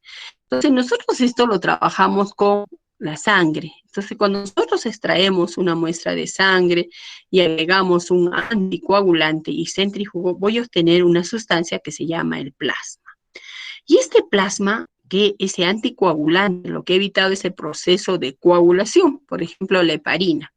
Entonces, ¿qué voy a hacer? Voy a obtener el plasma. ¿Qué va a tener el plasma? El plasma va a tener las siguientes proteínas: la albúmina, que se encarga del balance osmótico, las inmunoglobulinas, que vienen a ser los anticuerpos, y el fibrinógeno, que se encarga básicamente de lo que es el proceso de coagulación. Si yo no usara el anticoagulante, ¿qué pasaría con la sangre? Como cuando ustedes se hacen un corte. Comienza a salir un líquido amarillo y se forma un coágulo. Ese líquido amarillo se llama suero. Y el coágulo, ¿qué ha pasado con el coágulo? ¿Por qué se forma el coágulo? Porque simplemente el fibrinógeno se ha convertido en fibrina. O sea, si nosotros no usamos anticoagulante y obtenemos este líquido amarillo, se llama suero. Y el coágulo viene a ser la fibrina. ¿Y por qué se ha formado el fibrinógeno? Se ha convertido en fibrina. Entonces, ¿cuál es la diferencia entre el suero y plasma? Que en el suero no tengo fibrinógeno, mientras que en el plasma sí tengo fibrinógeno. Entonces, si en el suero, ¿qué proteínas habrán si no hay fibrinógeno? Solo la albúmina y las globulinas, porque el fibrinógeno, ¿en qué se ha convertido? En fibrina, que viene a ser el coágulo. Mientras que en el plasma, ¿qué proteínas tendré? Tendré albúmina, globulinas y fibrinógeno. Entonces, ¿cuál es la diferencia entre el suero y el plasma? Que el suero no tiene fibrinógeno, mientras que el plasma sí. Yo les comentaba en la sesión anterior que, bueno, los pacientes oncológicos van a ver que sus plaquetas disminuyen cualquier cantidad. Entonces, pues hay unas maquinitas que a un paciente le van sacando la sangre y van seleccionando solo plaquetas y se las van colocando al paciente que necesita las plaquetas y al otro le devuelven su sangre sin las plaquetas. Pero acá en Arequipa todavía creo que no ha llegado eso. Entonces, ¿qué hacemos nosotros? Generalmente lo que hacemos a nuestros pacientes en oncología les aplicamos plasma, porque el plasma va a tener 3 proteínas, la albúmina, la globulina y el fibrinógeno. Jamás en la vida suero. ¿Por qué? Porque no tenemos fibrinógeno. ¿Se dan cuenta? Esa es la idea. Entonces, bien. Si nosotros decíamos que en el suelo solo teníamos 2 proteínas, la albúmina y las globulinas, y no fibrinógeno, porque el fibrinógeno se ha convertido en fibrina. Pero voy a tener otras moléculas pequeñitas, como el agua, la glucosa, los aminoácidos, los electrolitos, como el sodio, potasio, cloro, bicarbonato, la urea, el ácido úrico, el colesterol, la creatinina, etc., etc. Yo voy a colocar esta muestra de suero en una bolsita de diálisis y la voy a colocar como solución dializante el agua. Si yo la dejo por mucho tiempo, ¿qué debo esperar? Que todas estas partículas pequeñitas, todas las pequeñitas, difundan hacia la parte externa. ¿Y qué queda en el interior? Solamente las proteínas. ¿Qué proteínas? La albúmina y las globulinas. Yo veo que la albúmina y las globulinas son solubles en soluciones salinas diluidas, pero las globulinas no son solubles en el agua, solo la albúmina. Entonces yo puedo decir que todas las proteínas son solubles en soluciones salinas diluidas, ¿sí? Y la solubilidad en el agua va a variar dependiendo de la proteína. Veo que la albúmina es soluble en el agua y las globulinas son insolubles. Si yo tuviera una zona densa por acá, ¿a quién corresponderían? Las globulinas. Y en esta parte superior estarían las albúminas, que son solubles en el agua. Bien, entonces acá se va a dar un efecto que se llama el efecto de la salazón o del salting in y salting out. ¿Qué significa? Que con una baja concentración de sal yo obtengo la máxima solubilidad. Y hablo del efecto del salting in. Mientras que con una alta concentración de sal, la proteína se hace insoluble. Y eso se llama el efecto de la salazón o salting out. Que si lo digo en términos simples, que las proteínas son solubles en soluciones salinas diluidas, mientras que son insolubles en soluciones salinas concentradas. ¿Cuándo vemos esto? Por ejemplo, ahora que tenemos la carne fresca, o el pescado, y nosotros la queremos conservar porque no tenemos frigider, le echamos full sal. La proteína se va a tornar insoluble, por lo tanto, no se va a putrefactar. Y eso vendría a la larga a obtener lo que es la carne seca, la chalón, el charqui, lo que quieran llamar ustedes, y es una manera de conservar. O sea, es una tecnología de alimentos que manejaron nuestros antiguos, los incas. Entonces, ¿se dan cuenta? Ahí se estaría viendo el efecto del salting in y salting out. Con una alta concentración de la sal, la proteína se hace insoluble, se consigue el salting out o simplemente la salazón, mientras que las proteínas son solubles en soluciones salinas diluidas. Bien, nosotros vamos a ver que a medida que aumenta la temperatura, también la solubilidad de la proteína disminuye. ¿Y cuándo también era insoluble? Cuando estábamos en las cercanías de sus puntos isoeléctricos. Cuando la proteína está en su punto isoeléctrico, se torna insoluble. En ciertos casos puede llegar hasta la precipitación. O sea, yo digo que la proteína es insoluble cuando está en su punto isoeléctrico y que en ciertos casos puede llegar a la precipitación. Por ejemplo, ¿cuándo hablamos de esto? Hablamos cuando, por ejemplo, nosotros de la caseína. Cuando yo a un vaso de leche le agrego unas gotitas de limón, yo voy a ver que la leche se cortó. ¿Y por qué se cortó? Porque la caseína está en su punto isoeléctrico, que es 4,7. El limón va a dar ese valor, 4,7. Y se van a formar coágulos. Esos coágulos vendrían a ser la caseína precipitada por su insolubilidad. Que lo que hace la gente es a eso le echa salsita, le da una forma y viene a ser el queso. Y eso vendría a ser el suero. Bien. Entonces nosotros decimos que las proteínas en las cercanías de su punto isoeléctrico se tornan insolubles y que en estos casos puede llegar a la precipitación. Pero ¿qué pasa cuando yo estoy por debajo de mi punto isoeléctrico? Cuando yo estoy por debajo de mi punto isoeléctrico, la proteína se carga positivamente. Y por encima de su punto isoeléctrico, ¿cómo se cargará la proteína? Negativamente. ¿Sí? Estamos. Bien, hemos dicho eso. Que en las cercanías de su punto isoeléctrico la proteína se torna insoluble. El ejemplo que hemos mencionado es el caso de la caseína, que inclusive llega a la precipitación. A medida que yo me alejo de la proteína, voy a ver que esta va a adquirir una carga, en este caso, negativa, y veo que se torna soluble. Y en este caso voy a ver que adquiere una carga positiva y también se torna soluble. Entonces yo digo, a medida que me alejo del punto isoeléctrico, la solubilidad de la proteína se incrementa, mientras que en las cercanías de su punto isoeléctrico, la proteína se torna insoluble. Está en el ejemplo de la caseína. Bien, estas proteínas también tienen la característica de migrar en un campo eléctrico. Pueden migrar en un campo eléctrico. ¿De acuerdo a qué? A su punto isoeléctrico y a su tamaño. Entonces, para eso yo voy a tener una cámara de electroforesis. En esta cámara de electroforesis voy a tener una fuente de poder. Esta fuente de poder va a generar un polo positivo y un polo negativo. Y voy a trabajar con un buffer. Y voy a trabajar acá con un soporte. Entonces, las proteínas van a empezar a migrar de acuerdo a su carga. Es decir, las que están negativamente migrarán hacia el polo positivo y las que están en carga positiva migrarán hacia el polo negativo. Yo puedo trabajar esta electroforesis con, por ejemplo, las proteínas del suero. ¿Ya? Entonces, si las proteínas del suero las pongo a pH 8,6, todas como están cargadas. Si sus chicos van 4 a 7, todas estarán migrando. Bien, esto lo leemos, ustedes lo leen, y decimos que las proteínas van a empezar a migrar de acuerdo a su carga, ¿sí? Por ejemplo, yo si tengo proteínas negativas, todas migrarán hacia el polo positivo y van a pararse de acuerdo a su carga. Entonces, yo puedo utilizar un colorante que es el azul de comasí o el azul de bromofenol y comienzo a pintarlas y voy a tener estos manchoncitos que corresponderán a las proteínas, ¿sí? Bien, vamos a hablar de las del suero. En el suero voy a tener las siguientes proteínas, la albúmina y las globulinas, que existen las siguientes fracciones, la alfa 1, la alfa 2, la beta y la gamma globulina. Entonces yo veo que la albúmina tiene un punto isoeléctrico de 4,9 y su peso molecular es 69.000, mientras que la gamma globulina veo que su punto isoeléctrico es de 7,3 y su peso es de 156.000. Por lo tanto, puedo decir que la más ligerita es la albúmina y la más pesada es la gamma globulina, que la que tiene menor punto isoeléctrico es la albúmina y la que tiene mayor punto isoeléctrico es la gamma globulina. Entonces, por lo tanto, si yo la coloco en un pH de 8,6, la que tendrá más cargas negativas será la albúmina y será la más ligera, y la que tendrá menor cargas negativas será la gamma globulina y será la más pesada. Si esta es la que tiene la más cantidad de cargas, la mayor cantidad de cargas negativas y es la más ligera, es la que más va a migrar. Y si la gamma globulina es la que tiene menor cantidad de cargas y la más pesada, será la que menos migre. Entonces, efectivamente, eso lo vamos a ver en el siguiente.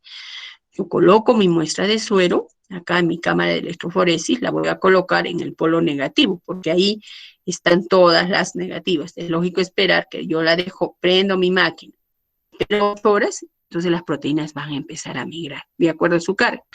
La que más migrará será la albúmina, la alfa 1, la alfa 2, la beta y la gamma será la más lenta. ¿Hacia dónde? Hacia el polo positivo. Apago y saco esto. Este soporte es un papel de nitrocelulosa.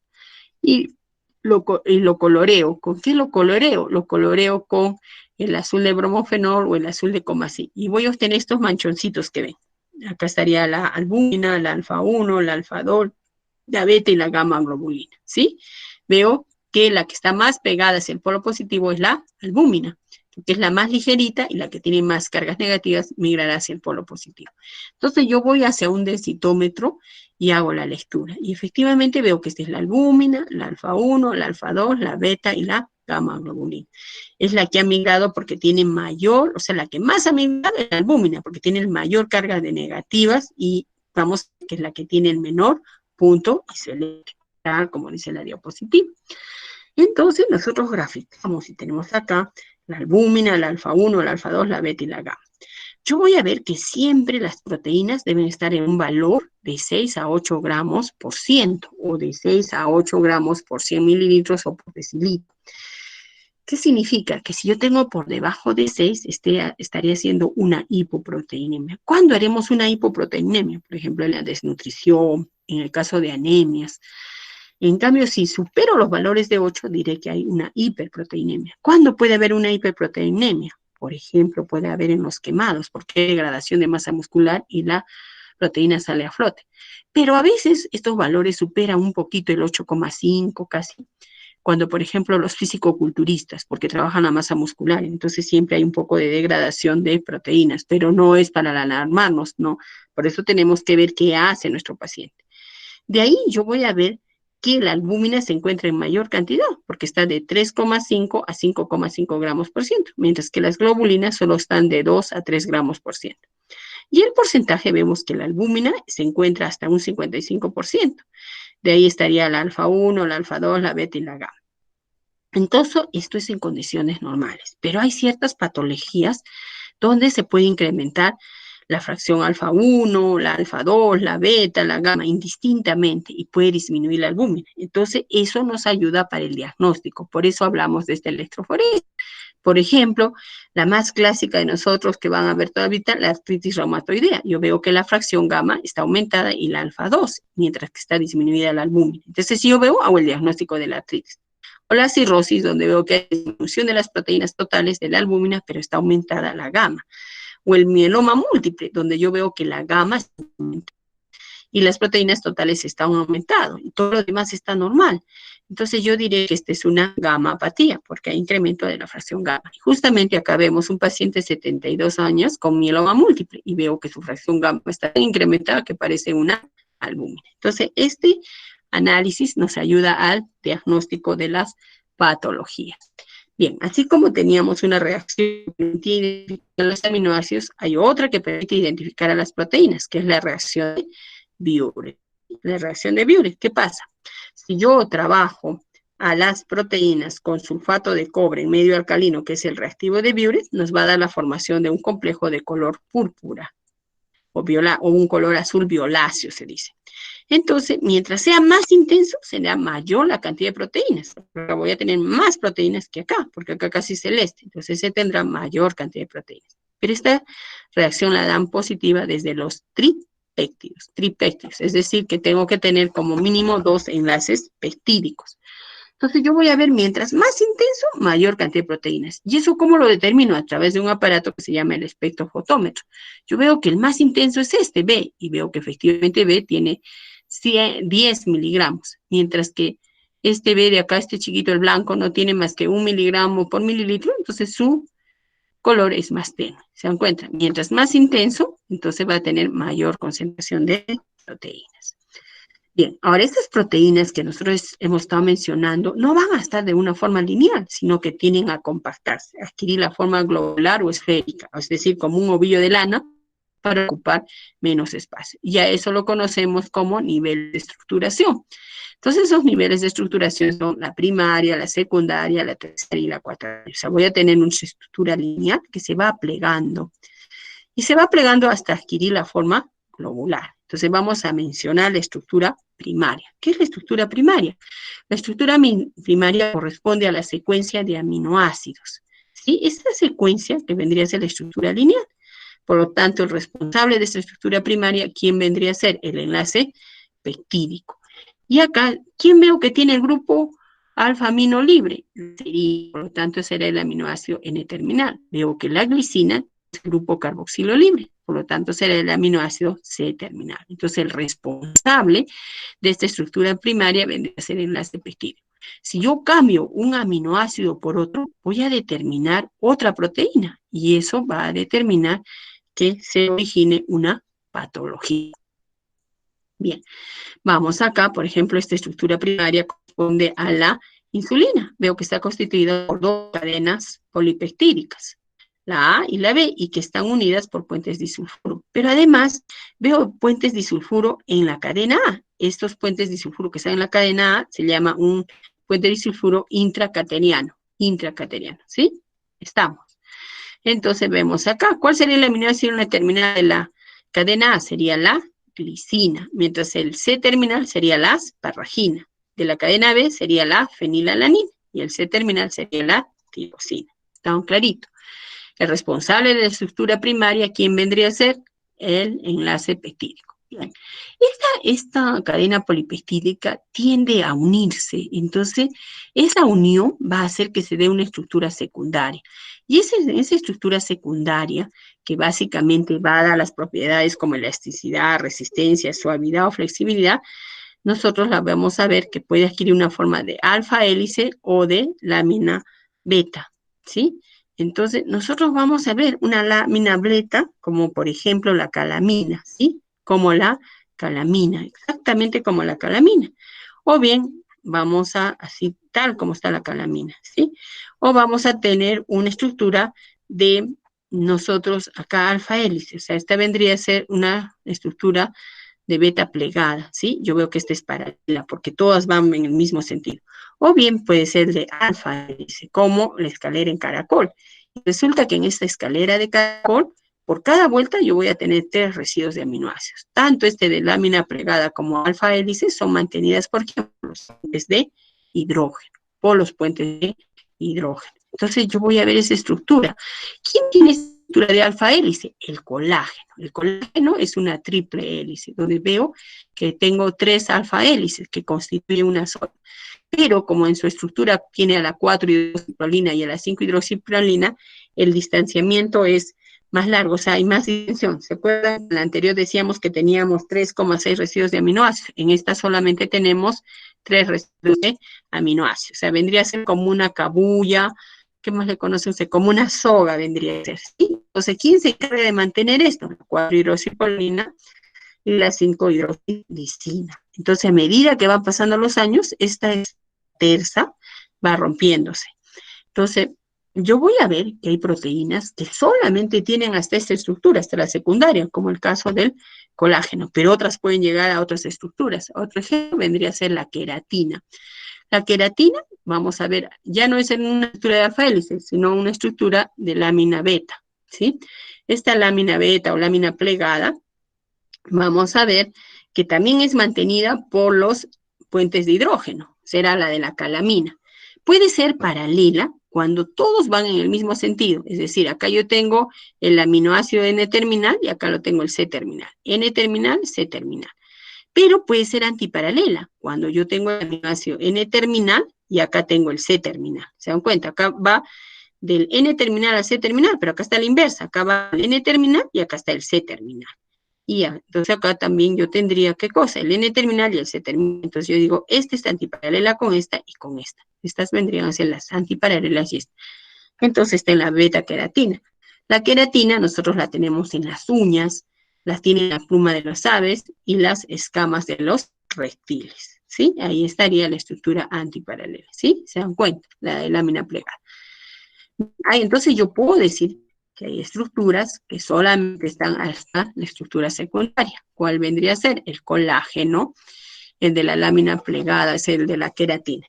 Bien, ahora, nosotros vamos a ver que ya hemos formado una estructura como la escalera en caracol o como la calamina, ¿sí? Que son mantenidas por puentes de hidrógeno. O sea, hasta ahora podemos decir que los responsables de la estructura primaria son el enlace peptídico, la secundaria, los puentes de hidrógeno o enlaces de hidrógeno. Bien, vamos a ver que existen otras proteínas que van a tener una estructura terciaria.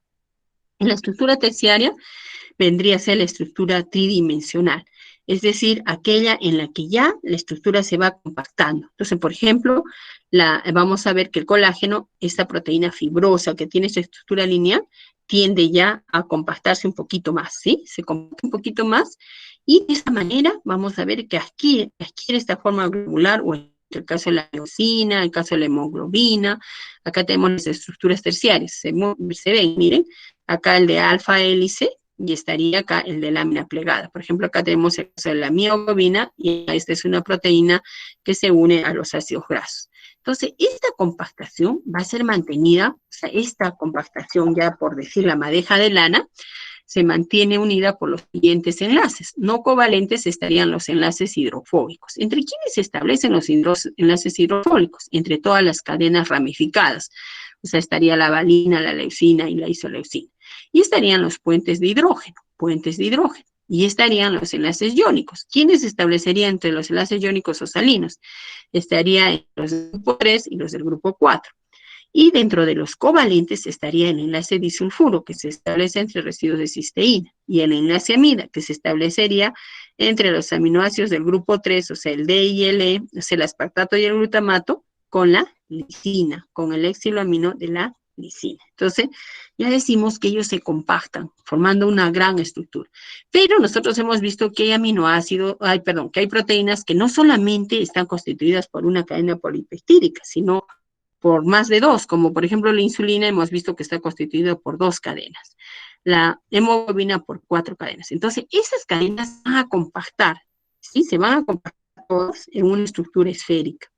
Y esa estructura esférica se compacta. Entonces, si yo tengo cadenas polipeptídicas unidas entre sí, yo digo que tengo proteínas oligoméricas. ¿Y quién mantiene estas proteínas oligoméricas? Los mismos enlaces de la estructura terciaria. Llámense los enlaces iónicos, los hidrofóbicos, los sulfuro, estarían, ¿cuál más? El enlace amida, etc., etc. Acá tenemos, por ejemplo, el caso de la hemoglobina, una proteína oligomérica que está constituida por 2 cadenas por 4 cadenas polipeptídicas que se han fusionado entre sí, 2 alfa y 2 beta, para el caso de la hemoglobina A. Bien, ahí también tenemos, ahí la han puesto inclusive en diferentes colores. Y acá estaría el caso de las inmunoglobulinas, que son los anticuerpos que nos defienden contra, por ejemplo, el coronavirus. Por eso es que hay personas que mueren con el coronavirus porque su sistema inmunológico es deficiente. Mientras que la mayoría de personas jóvenes tienen un sistema inmunológico bastante alto, por lo tanto no los afecta tanto. En cambio, la persona mayor va disminuyendo. Este sistema inmunológico está constituido por las inmunoglobulinas, que se caracterizan porque están constituidas por 2 cadenas ligeras y 2 pesadas, ¿sí? Ahí tenemos la forma. Entonces ahora tendríamos las proteínas oligoméricas, cuando yo tengo cadenas diferentes y que se fusionan en una sola.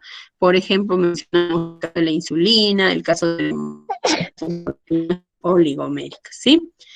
Ahora, nosotros decíamos que estas proteínas, ¿continúo o me quedaba acá porque esto ya lo hicimos, pero lo sigo haciendo? ¿Sigo haciendo? Sí, doctora, termine. Sí, Miss, por Ya. favor. Ya, no, más que ustedes, gracias chicos por darme tanto tiempo. Ya, entonces nosotros decíamos que estas proteínas que tienen esta forma terciaria, secundaria y cuaternaria y la primaria, podemos hacer que ciertos agentes físicos o químicos puedan romper esa estructura cuaternaria, terciaria y secundaria. Y lo único que queda es la estructura primaria.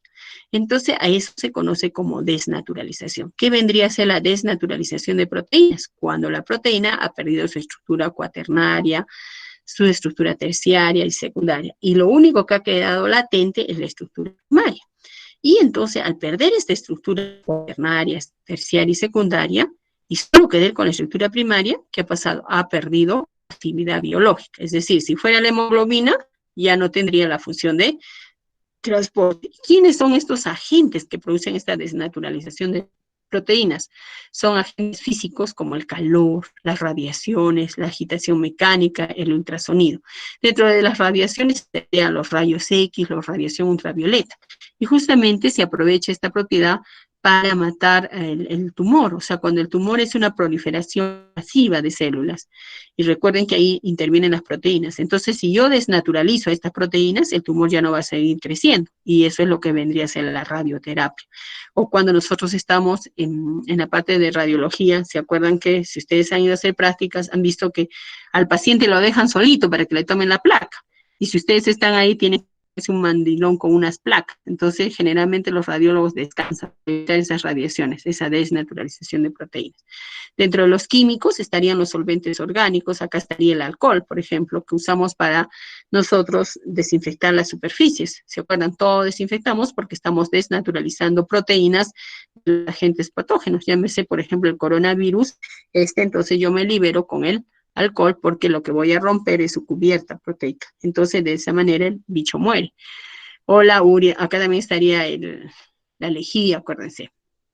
Estaría la urea 8 molar, los pHs extremos, a muy ácidos o muy alcalinos, las sales de guanina y estarían los detergentes, como el SDS, ¿sí? Entonces, ellos lo que rompen es cubierta proteica de los bichos y los matan de esa manera. Pero este proceso es reversible. ¿Qué significa? Que si yo dejo de estar en contacto con todos estos componentes, la proteína se vuelve a plegar.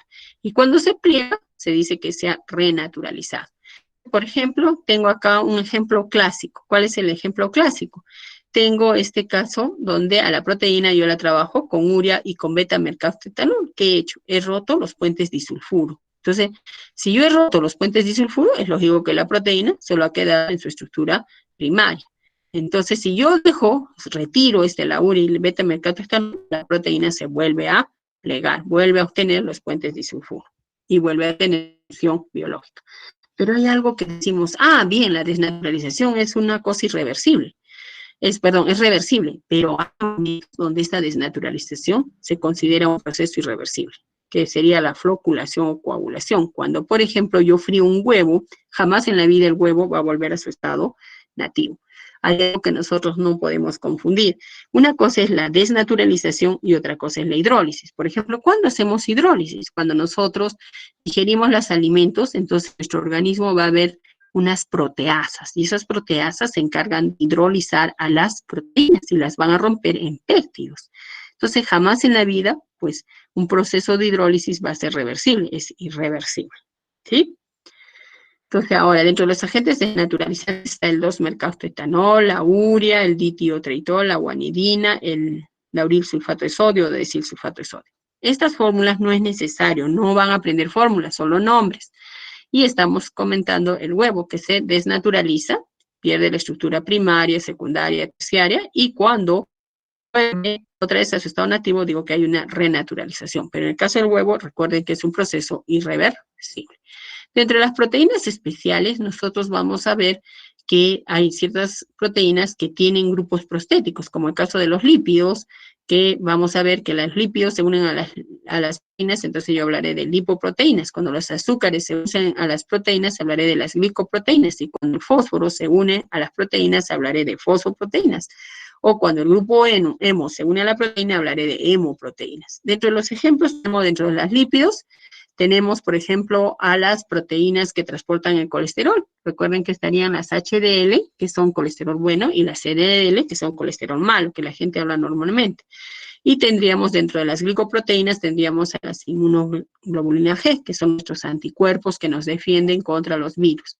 Y dentro de las fosfoproteínas tendríamos a la caseína de la leche. Dentro de las hemoproteínas tendríamos a la hemoglobina. ¿Sí? Bien, vamos a hablar de la hemoglobina. ¿Qué es la hemoglobina? Es una proteína globular que se encuentra en los glóbulos rojos y se encarga del transporte del oxígeno y del CO2. Los valores normales en hombres van de 13 a 18 gramos por ciento. Recuerden que por debajo de 13 yo diré que hay una anemia. Y en las mujeres van de 2 a 16 gramos por ciento. En la anemia está disminuido, pero ¿cuándo está alto? Por ejemplo, cuando en el hombre de altura a veces hay un problema que la hemoglobina está muy alto. En esas personas tenemos que a veces retirar sangre para que la hemoglobina vuelva a su estado normal. Entonces, esta proteína, o sea, la hemoglobina es una proteína globular conjugada y oligomérica, cuyo grupo proteínico es el grupo hemo. ¿Y qué es el grupo hemo? El grupo hemo es una protoporfirina 9 que está unida al ion ferroso. O sea, siempre tiene que estar el fierro en estado ferroso. Si no está en estado ferroso, no sirve. Ahora, existen diferentes tipos de hemoglobinas. La hemoglobina del adulto es la hemoglobina A1. Está constituido por 2 cadenas alfa y 2 cadenas beta. La A2, que está en menor porcentaje, solo en 2% en el adulto, está constituida por 2 alfas y 2 deltas. Y la hemoglobina fetal, la F, que es de los niñitos, los recién nacidos, tiene 2 alfa y 2 gamma. Ahora, yo veo que la alfa está constituida por 141 aminoácidos, mientras que las cadenas beta, gamma y delta están constituidas por 146 aminoácidos. Acá hay un error, chicos, esto es beta, ¿sí? Ahora, además de esto es normal, yo voy a tener hemoglobinas mutantes, N, pero la más común es la hemoglobina S. ¿Y qué ha pasado en la hemoglobina S? En la hemoglobina S, en la cadena beta, yo voy a ver que en la posición 6, en vez de tener glutamato, tengo valina. Y si tengo glutamato, si tengo valina en vez de glutamato, entonces yo voy a ver que los glóbulos rojos ya no van a tener la forma esférica, sino tienen una forma de hoz. ¿Se dan cuenta? Acá miren, solamente el hecho de haber cambiado un nucleótido, la adenina por uracilo, hago que ahora ya no codifique glutamato, sino valina. Y el glóbulo rojo ya no tiene la forma esférica, sino tiene una forma de hoz y desencadena lo que vendría a ser la anemia falciforme, ¿sí? Ahora, vamos a ver qué otra cosa. Cuando en los diabéticos se incrementan mucho los niveles de glucosa, voy a ver que esta glucosa de manera espontánea se une a la hemoglobina. Y entonces determina una molécula que viene a ser la hemoglobina glicosilada. O sea, mi hemoglobina se ha pegado a la glucosa. Y yo tengo, pues tengo hemoglobina glicosilada.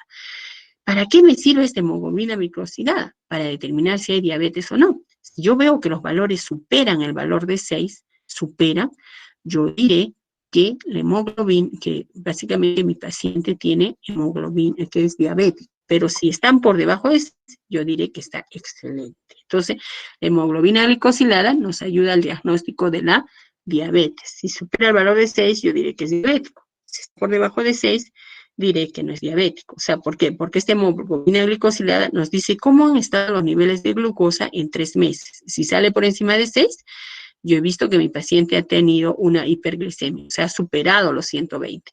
Pero si está por debajo de 6, yo diré, está ok, ¿sí? Bien, hay otra que ustedes tienen que conocerla, que es la alfa-1 antitoxina. Y está por el hígado, los monocitos y los macrófagos, y evita la degradación de la elastina, que es otra proteína, de las paredes alveolares. ¿Qué pasa cuando no hay una toxina? Produce el sistema pulmonar, ¿sí? Entonces, miren, esto es normalmente, los alveolos como se bloquean acá, terribles, y en algunos casos llega a la cirrosis hepática. ¿Por qué lo menciono? Porque estamos muy de moda con todo este problema del coronavirus, han visto los problemas a nivel pulmonar, y además, como nosotros tenemos, a veces, ustedes van a ver que hay mucha gente que muere por su fibrosis pulmonar. Entonces, eso tenemos que chequearlo, revisarlo. Solamente les estoy dando algo así para que ustedes lo sepan. Entonces, con esto hemos terminado la clase de hoy día. Muchas gracias por su atención, chicos. Yo decía que no existe falta de tiempo, sino que existe falta de interés, porque cuando la gente realmente quiere, la madrugada se vuelve día, el martes se vuelve sábado y un momento se vuelve una oportunidad. Yo más bien quiero agradecerles 1.000.000, chicos. Estoy en deuda con ustedes eternamente por todo el tiempo que me han dado. Sí, yo estoy muy contenta de que me hayan dado tiempo. Si tienen dudas, díganmelas con toda la confianza. ¿Sí? Si quedaron dudas, todavía podemos repasar. ¿Cómo vamos? Gracias, doctora. Gracias, Miss. Claro. ¿Todo quedó claro? Sí, sí Todo- entendí. Muchas gracias. Ya, perfecto. Yo no voy a pedir muchos problemas, muchos puntos isoeléctricos. Para mí es importante que me sepan cuál es la proteína más abundante, es importante que me sepan cuáles son los aminoácidos esenciales, quiénes mantienen la estructura terciaria, la primaria, la secundaria, qué pasa cuando se desnaturaliza la proteína, qué pasa cuando llega a su punto isoeléctrico. ¿Sí? ¿Estamos claros? Sí, doctora, gracias por la dedicación. Sí, doctora, gracias. Muchas gracias. Ya. El doctor Juancito me dijo que les había dado una bibliografía que era su librito. Si es que no quedaron, me dicen, yo les doy otro libro también, ¿sí? Sí. Sí, por favor. Ya, entonces, pero mándenme un correíto porque no sé cómo comunicarme con ustedes. Ya, mándenme un correíto y yo un mensajito al WhatsApp, nada más. Si Es no que te yo lo no estoy... agregan al grupo de biomédica, sí, que el delegado la puede agregar para Ya. que ahí nos pase la información, doctora. Ya pues, ya chicas, gracias, buen fin de semana, cuídense Muchas mucho, gracias. cuiden a su familia, no estén saliendo porque, total, tómenlo como una especie de relajo, de meditación. Creo que lo bueno de esto es que nos está permitiendo compartir momentos con la familia, lo que no hacíamos antes, porque todos vivíamos tan agitados en nuestro mundo. Creo que los papás se están volviendo verdaderos papás, porque antes la profesora criaba y los hijos estamos aprendiendo a entender los malestares de los papás. ¿Sí, chicos? Mucha suerte, cuídense mucho, por favor no salgan. Usted también, mi Gracias. Chao, Muchas Gracias, gracias. doctora. chao, Roberto, gusto en conocerte. Representante masculino del grupo. Aunque luego vas a ver que el sexo fuerte en realidad somos las mujeres, por sobrevivir. Cuídense mucho, ¿ah? Buen fin de semana. Buen fin.